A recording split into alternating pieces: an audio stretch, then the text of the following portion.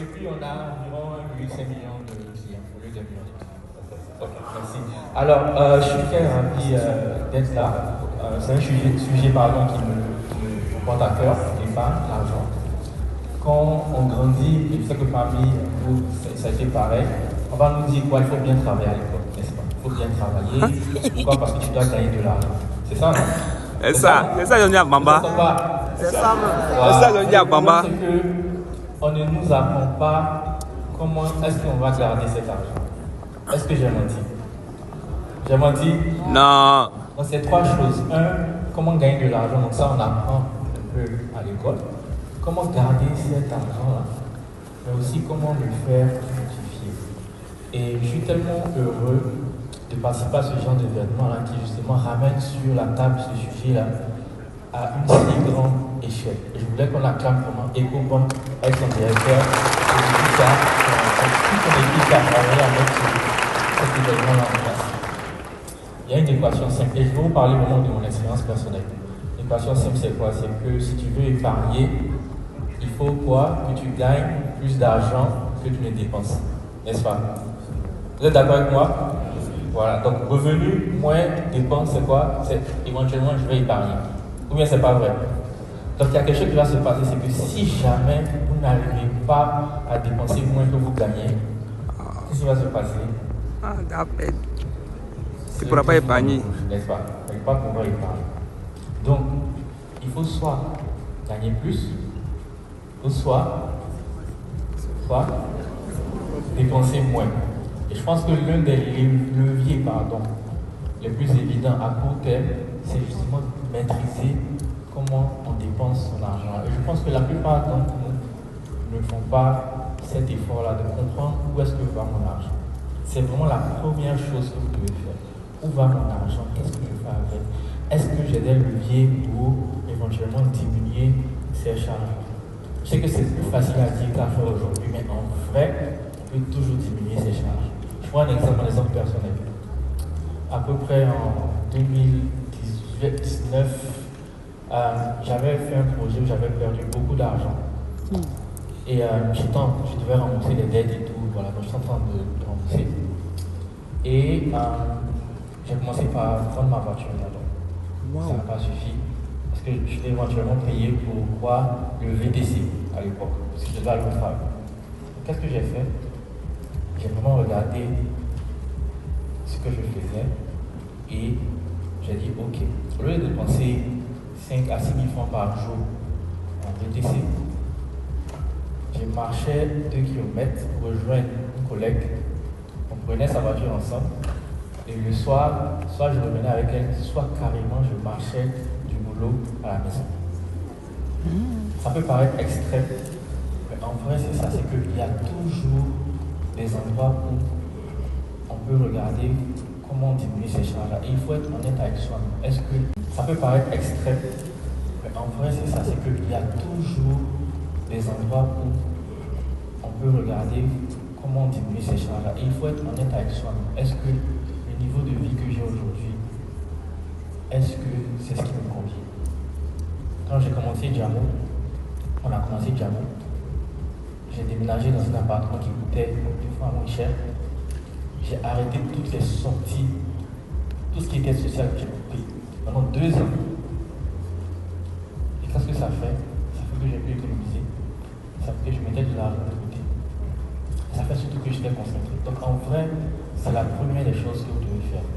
Qu'est-ce que je fais avec mon argent? Est-ce que j'ai des façons d'économiser cet argent? Est-ce que vous me suivez? Est-ce que j'ai raison? Claire. Je sais vraiment que c'est plus facile à dire qu'à faire. Mais en vrai, on a beaucoup de pouvoir pour arriver à contrôler son épargne. Et je vous parle de ma perspective. Deuxième point qui est très important, c'est que une fois qu'on est arrivé à commencer à épargner, justement, il faut commencer à épargner. Il ne faut pas se dire, je vais attendre d'avoir tel niveau de salaire avant de le faire. Il faut juste commencer. En fait, vous avez dû entendre ça tellement de fois ces jours-ci. En vrai, l'épargne, c'est quoi? C'est la discipline. C'est comme un muscle. Plus je travaille le muscle, plus je fais les abdos, plus j'ai des abdos. Moi, je n'ai pas d'abdos, c'est pas grave. Mais c'est ça en fait, c'est que faut entraîner ce muscle de la discipline financière. Et la première des choses que vous devez faire quand vous recevez votre argent, ou bien quand vous avez de l'argent, quel que soit alpha, c'est mettre de l'argent de côté. Moi, c'est quelque chose qu'on m'a appris depuis que je suis petit avec ma mère. Même si tu gagnes 1000 francs, mets 100 francs de côté, mets quelque chose de côté. Ce n'est pas tellement le montant qui est important, c'est le réflexe de mettre de côté. Vous allez voir que ce réflexe-là va devenir à la longue salvateur. La plus grande liberté que vous pouvez avoir, justement, c'est d'avoir cette protection financière pour ne pas avoir à faire certaines choses en cas de problème. Donc il faut commencer tôt. Okay? Et il faut avoir le réflexe de le faire automatiquement. Moi, ce que je fais, c'est que, justement, c'est pour ça qu'on a incorporé ça dans l'application Jamo. C'est que je fais des virements automatiques. Donc, si vous utilisez Jamo, vous allez voir que dans le coffre, qu'est-ce qu'on fait? On a des dépôts automatiques. Parce qu'on sait que la charge mentale de mettre de côté, elle est quand même élevée. Et donc, faites pareil, dès que vous pouvez, vous mettez de côté. Vraiment. Constituez votre coussin d'urgence. 6, 8, 10 mois. Et là, maintenant, vous pouvez commencer à regarder ce qu'il y a comme opportunité d'investissement. Un des investissements que moi je fais la plupart du temps en premier, c'est investir sur moi-même d'abord. Quand je suis moi-même, c'est quoi? Sur mes compétences. Donc, je vais lire beaucoup, je vais prendre des cours. Pourquoi est-ce que je fais ça? Parce que ça augmente ma capacité à produire de la valeur. Wow. Donc, plus j'apprends, plus je suis capable de créer de la richesse.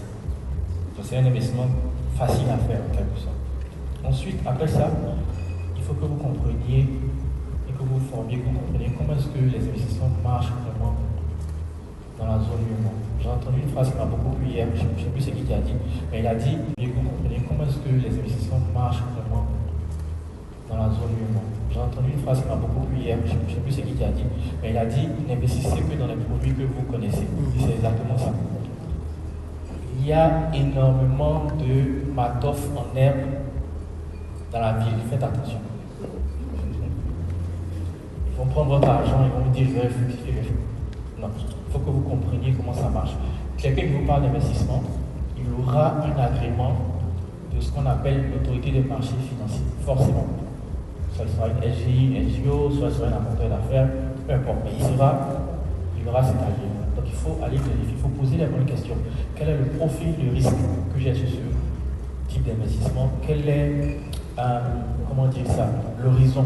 Quels sont les frais? Très important.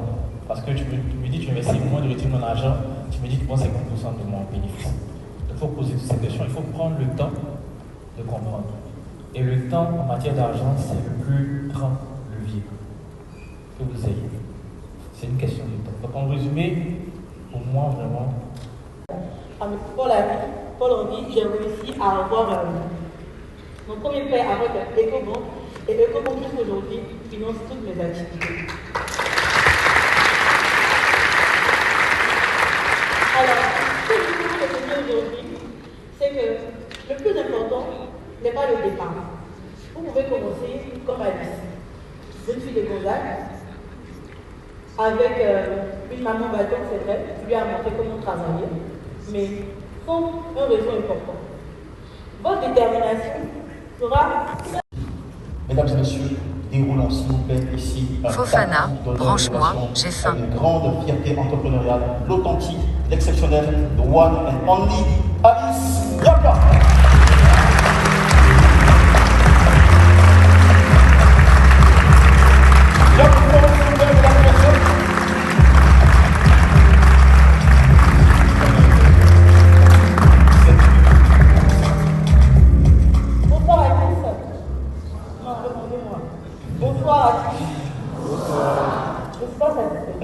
Bonsoir à tous. C'est bien. Alors, je suis Alice Yaka, j'ai 26 ans, je suis maman de 4 enfants, entrepreneur depuis maintenant 8 ans, et aujourd'hui, je me suis fait un vœu. Vous voulez savoir lequel? Vous voulez savoir lequel? D'accord. Je me suis promis aujourd'hui de parler avec beaucoup d'authenticité afin que votre passage ici ne soit pas inutile. Vous êtes là aujourd'hui et vous avez besoin de savoir comment faire grandir une marque de 100 000 francs CFA à plusieurs milliards de francs CFA. Vous êtes d'accord? Vous voulez savoir? Alors, j'ai grandi à Gonzague, où j'ai étudié depuis ma primaire jusqu'au collège.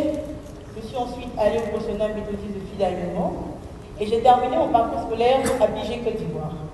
Je suis un enfant du système ivoirien et j'ai appris, comme tout le monde, à aller à l'école, à développer ses compétences pour chercher un emploi. Malheureusement, vous savez, dans une famille, il y a toujours quelqu'un qui n'aime pas écouter ce qu'on lui dit. Et je suis cet enfant-là. Les enfants un peu ouais, c'est ce modèle qui est là. Et j'avais pour ambition de lancer ma marque. Je me suis directement inscrite en communication et développement des marques à Bigé, Côte d'Ivoire. J'avais pas de moyens, bien entendu, parce que je suis enfant d'une famille modeste. J'ai été éduquée par ma mère qui m'a appris à toujours chercher à donner le meilleur de moi et à prendre soin de moi en tant que femme. Alors, je lance la marque Aliwax avec 5 000 francs CFA. 5 000 francs CFA qui m'a permis d'avoir un panier target et d'amadouer mon couturier pour coudre mon premier pullover, mon bomber. Avant de lancer la marque, j'avais un atout très important qui était ma petite communauté, parce que j'ai toujours aimé la com. Et à l'époque, en 2017, c'était la mode des blogs. Qui se rappelle? Qui se rappelle? Et moi, j'avais un blog qui s'appelait Alice Nyapa Moment. Je partageais là-dessus mes gourmets, bien entendu, mes succès et mes peurs. Et lorsque j'ai décidé de lancer ma marque, il y a une petite communauté qui m'a suivi. J'ai porté le bomber un peu comme ma veste là, j'ai fait une photo et j'ai dit aujourd'hui, je lance ma collection de bombers. J'ai dit collection, mais en réalité, il n'y avait qu'un seul bomber. Et les clients m'ont demandé, mais Alice, on veut voir le reste de la collection. J'ai dit attendez, je suis allée au marché. Et les clients m'ont demandé, mais Alice, on veut voir le reste de la collection. J'ai dit attendez, je suis allée au marché. J'ai fait des photos de plusieurs motifs de paille et je disais à mes clients, pour avoir un bomber, il faut passer une commande. Et pour passer la commande, j'ai besoin d'avance. Vous choisissez votre motif, je coupe et je vous livre. Vous savez, ma communauté savait que je n'avais pas en réalité une grande collection, mais elle croyait en Aliwax et elle voulait que la marque grandisse. Et c'est comme ça que je récupérais l'argent des clients. Je produisais le bomber à la livraison, ils me répétaient le médicament. Et moi, j'économisais. Je mettais mon bénéfice de côté. Malheureusement pour moi, j'ai perdu mon frère aîné dans cette période. Pour que vous puissiez savoir à quel point j'aimais mon frère, je vais vous donner une petite anecdote. Alors, imaginez-vous, vous grandissez avec vos frères et votre mère. Vous êtes le dernier enfant de la famille. Et en dessous, c'est votre dernier grand frère, votre plus petit grand frère, il y a 8 ans. Donc, eux tous, ils partent très tôt étudier, ils partent se marier, ils partent vivre, et vous restez avec un seul grand frère. Et vu que vous ne vivez pas avec votre père, que vous voyez une fois à chaque 3 à 4 ans, votre grand frère devient finalement votre figure paternelle. Il décide un bon matin comme ça d'aller en Chine pour apprendre davantage, et vous parlez avec lui à 20h. On vous appelle à minuit pour vous dire qu'il est décédé dans son sommeil, sans maladie. Imaginez, pour un enfant qui ne connaissait que ce frère, comme figure paternelle, de perdre cette personne-là. J'ai été en dépression. Et cette dépression-là, plutôt que de l'utiliser négativement pour sombrer dans ce que vous savez, je suis tombée amoureuse de la couture. Parce qu'autant, mon couturier, moi, on faisait beaucoup par là. Vous connaissez les couturiers habituels? Vous connaissez. Ils ne respectent pas les délais.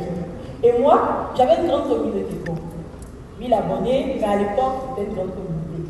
Je passais beaucoup de commandes avec les couturiers pour les bombers. Et imagine, par exemple, je vous dis, toi là, c'est parce que c'est là que tu parles beaucoup comme ça. Si tu savais, j'allais savoir que la petite existe. Alors que la petite, là, on ne parle pas mal. Elle s'est dit, mais en fait, je veux bien connaître comment on coupe. Et si je sais comment on coupe, peut-être qu'il va me respecter. En réalité, je cherchais juste son respect. Et j'ai utilisé mes épargnes pour passer ma première commande de machine à coudre. Comme je vous ai dit plus tôt, j'étais en dépression. Donc le matin, je partais à l'école, à Bigé, Côte d'Ivoire, je rentrais à 17h, je fais des cours. À 18h, au grand max, j'étais déjà à la maison. Et je cousais de 18h, 19h jusqu'à minuit, 1h. Et en moins de mois, j'ai développé de très belles capacités dans la couture. Et vu que j'étais déjà très internet, à chaque fois, je faisais des petites photos que je repartageais sur mes réseaux sociaux. C'est comme ça que j'ai eu ma première grande commande de Socofrère et Sana. Ils ont commandé 300 autres bagues que j'ai cousues moi-même en 2 mois. Je me suis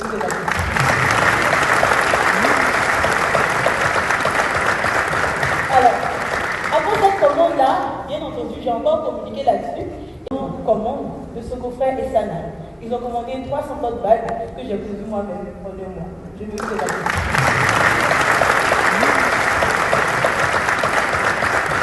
Alors, après cette commande-là, bien entendu, j'ai encore communiqué là-dessus et j'ai eu des commandes de plusieurs autres entreprises comme Alliance Assurance, Palm, etc. Et à chaque fois que j'avais de l'argent, je ne m'habillais plus. Quand j'ai en dépression, là, j'étais habillée quoi de plus. C'est ça là. Et aujourd'hui, je porte ça. Avant, je me ressemblais absolument à un maquillage, même crayon. C'est trop compliqué pour moi. Et tout cet argent-là, je le mettais de côté. Et j'ai réussi très vite à avoir une très bonne épargne. Mais plutôt que de prendre cet argent et être fière de moi parce que je n'avais jamais eu, ne serait-ce que 100 000 francs pour moi-même. Et j'avais réussi à garder jusqu'à 1 à 2 millions d'économies. Je me suis dit non, je veux construire une grande marque. Mais cette marque-là, c'est clair que les banques, et que vous n'allez pas me regarder, c'est clair. Ils avaient me chasser. J'avais aucun moyen en fait de leur prouver que je pouvais rembourser. J'ai pris ces 2 millions, j'ai fait des recherches, j'ai pu avoir ma première boutique à André. Et cette boutique-là m'a permis d'améliorer encore l'image de la marque Aliwax, d'avoir encore plus de clients parce que les gens aiment bien venir visiter, voir la qualité touchée. Et grâce à cette boutique-là, grâce à ces économies qui ont permis cette boutique-là, j'ai réussi à faire encore plus d'épargne. Donc pendant 3 à 4 ans, Aliwax a évolué sans prêt. Et malheureusement pour nous, premier obstacle, ils ont cassé notre boutique. Vol. Une petite qui évolue sur ces 5 ans, il faut venir casser. Les photos, ce sont des choses. Donc, ils cassent ma boutique. Je suis triste pendant que moi, je ferme la boutique. Et je participe au programme AWF avec Madame Sephora Kojo. Et là-bas, je me rends compte qu'en fait, Alice, c'est pas prêt là. Je suis parce que je ne pourrai pas du tout continuer cette activité. Grâce à Dieu, il y a Finel qui m'apprend. Vous savez, celui-là, d'ailleurs, de la banque, il arrive à sortir quand j'ai un problème. Moi, il faisait mal, il n'est pas prêt. Quand ils vont casser ma boutique, comment il message que c'est Finel. Alice, tu sais, on peut t'aider, on peut t'accompagner. C'est comme ça que j'ai essayé. Je suis allée vers Finel qui m'a financé pendant 3 ans. Et grâce à cet argent-là, j'avais une technique bien précise. J'avais le gros cœur, comme on dit. Parce que quand je faisais mes calculs, je me rendais compte que si je prenais le prêt de plusieurs années, j'allais me retrouver à payer plus. Donc je prenais de l'argent que je devais payer en 1 an. J'utilisais cet argent-là, je réinvestissais tout dans ma production. Et en 1 an, je remboursais. C'est comme ça que je faisais. Donc j'ai travaillé comme ça pendant 3 ans. Et par la grâce de Dieu, grâce à Paul Henry, j'ai réussi à avoir mon premier prêt avec EcoBank. Et EcoBank jusqu'aujourd'hui finance toutes mes activités. Alors, ce que je voulais retenir aujourd'hui, c'est que le plus important n'est pas le départ. Vous pouvez commencer comme Alice, jeune fille de Gonzague, avec une maman bâton, c'est vrai, qui lui a montré comment travailler, mais sans un réseau important. Votre détermination sera, je ne parle pas mais ce qui compte, c'est ce que vous pensez de vous. Mais surtout, c'est ce que vous pensez que Dieu est capable de réaliser au travers de vous. Parce que moi particulièrement, la chose qui a fait la différence toute ma vie, c'est ma foi chrétienne. Je crois que je suis née pour réaliser de grandes choses.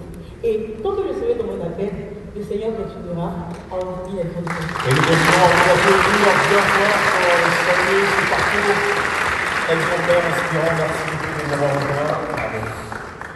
Nous sommes très admiratifs de vos parcours, Chris et Alice. Encore une fois, bienvenue, merci pour la qualité de votre temps. Nous avons beaucoup de questions à vous poser. Le temps est court, donc on va travailler sur cette contrainte d'horaire.